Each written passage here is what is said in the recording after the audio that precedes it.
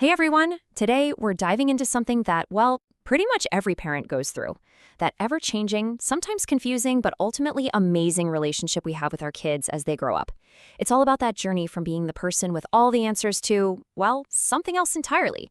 Let's get into it. So let me just ask you straight up. Are you an expert? When you think about being a parent, that word can feel complicated. When your kids are little, of course you are. You're their whole world. You know everything.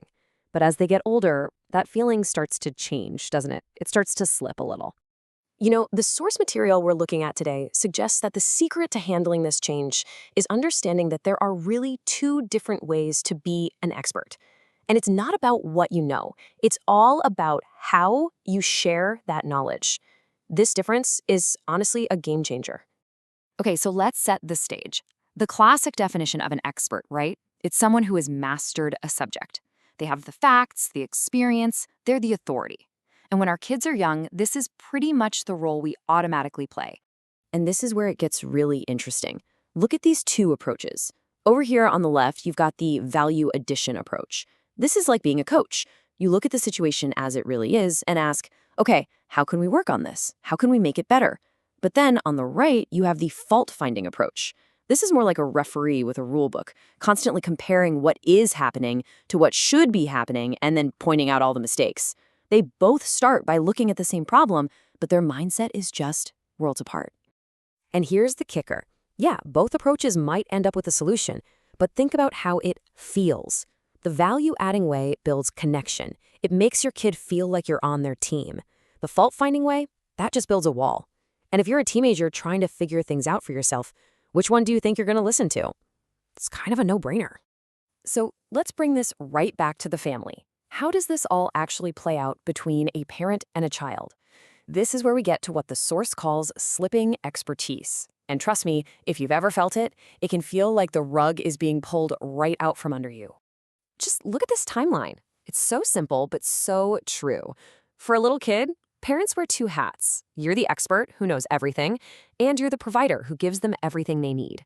But then they become a teenager. Their world gets bigger, and suddenly they see you more clearly. Maybe they see your limits. And that expert hat, it starts to fade away, leaving just the provider hat behind. And that's what it is, slipping expertise.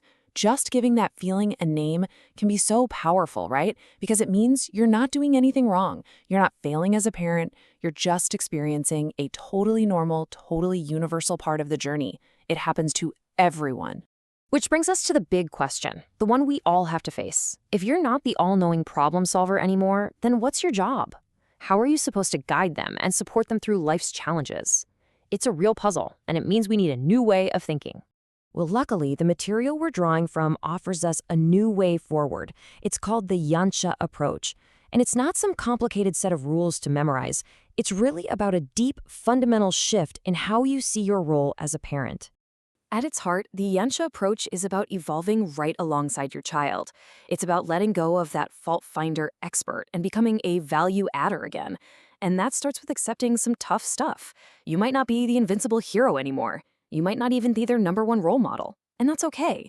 The goal isn't to cling to that old title, but to earn a new one, like being a trusted guide, a partner, or just a safe harbor for them.